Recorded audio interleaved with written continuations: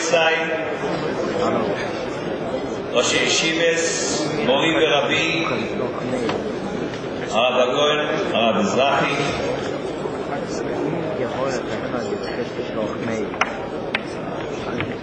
בלוס אנג'לס אמרו לי שבית המדרש להכרת הטוב נסגר. אחרי 17 שעות טיסה שהגעתי לאולם וראיתי 6,000 חברי ישיבה, תלמידי ישיבה, לא בוגרי ישיבה, כי הישיבה בתוכנו, הישיבה בעצמותינו, הישיבה בבשרנו. הקורס הטוב, זו העובדה שהגענו לכאן, מראה שהקורס הטוב עדיין קיימת.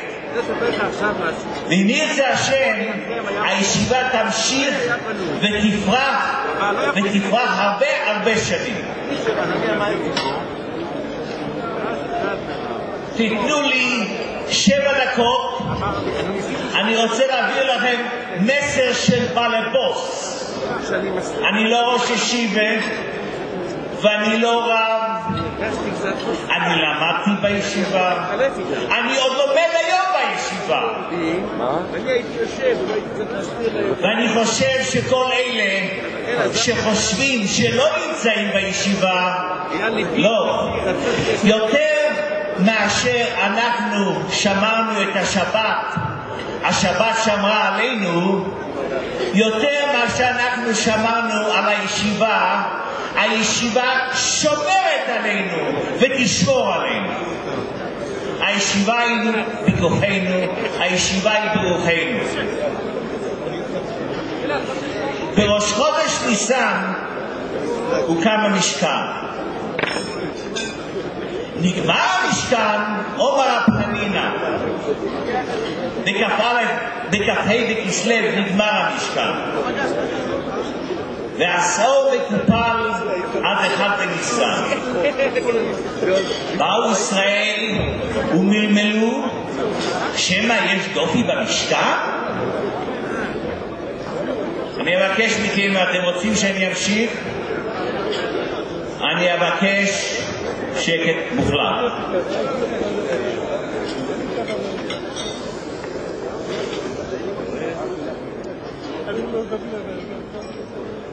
עם ישראל מצא דופי למשה רבינו? הקדוש ברוך הוא החליט לדחות את בניית המשכן, את הקמת המשכן ב3 חודשים ו5 ימים. אתם יודעים למה? סיבה אחת, רצה לערב את המשכן עם חודש שנולד בו יצחק אבינו. יצחק אבינו? ולכן דחו את המשכן, הקרבת קורבנות, כפרה לעם ישראל. למה נדחה המשכן?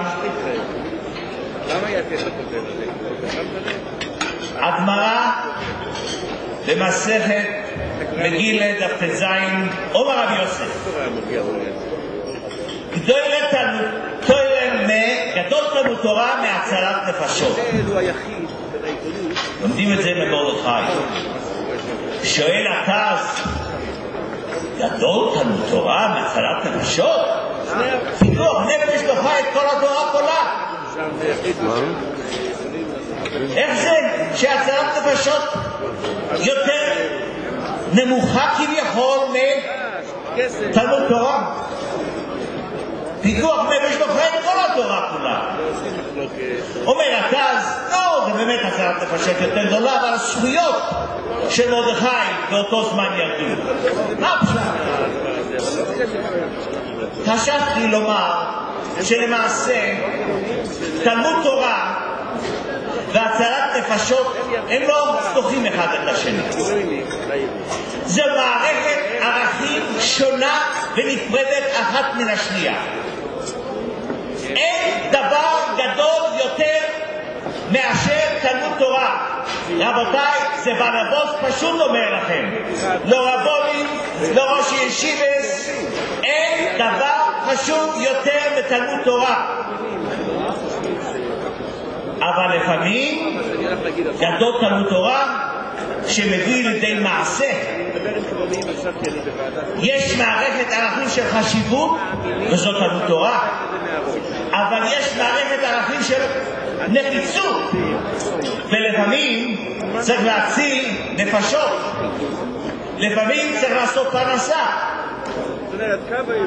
אנחנו האנשים שיושבים ועושים את הפרנסה, אנחנו מבקשים מכם ראשי הישיבות לעודד אותנו ללמוד, ולא רק ללמוד דף היומי, ללמוד בעיון ולכתוב ספרים. אם תעודדו אותנו אנחנו נצליח הרבה יותר. אנחנו נהיה כמו יצחק. יצחק היה היחידי לפי הגמרא בשבת הפ"ט שהקדוש ברוך הוא בא לאברהם אבינו עמוד החסד ואמר לו לעשות לבוא בניך חוטו. אמר אברהם ימוכו על קידוש השמך. הוא הלך ליעקב אבינו ימוכו על קידוש השמך. שבא ליצחק עמוד הגבורה, מה הוא אמר לו? בניי ולא בניך?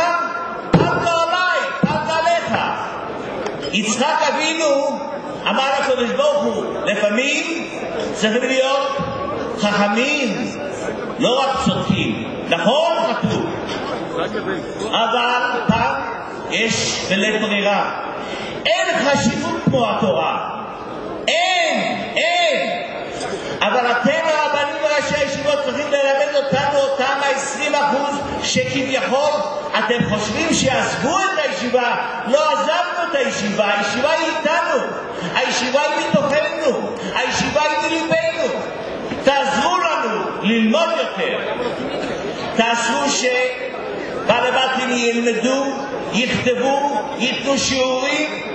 תכינו אותנו שאם אנחנו צריכים לעשות כביכול לעזוב את הישיבה, נהיה מוכנים להמשיך בדרך התורה. דרך התורה היא הדרך היחידה, אבל נזכור שיש לפעמים מערכת ערכים נוספת. כוחנו במותנינו לעזור לישיבה. זה מה שראיתי בישיבה, זה מה שאנחנו ראינו בישיבה. אני התרגשתי שראיתי את ההמונים, כולם התרגשו שהראש ישיבה הזכיר את הצד הימני של הישיבה, את הצד השמאלי, את ארון הקודש, את החדר של רב מאיר, את רב חסקי מדבר, רב אברום, רב שמחה זיסל. דמעות היו בעיניים. אנחנו חיים עם זה כל הזמן, אנחנו צריכים להחזיר את זה לילדינו שהם גם ירגישו את אותו דבר.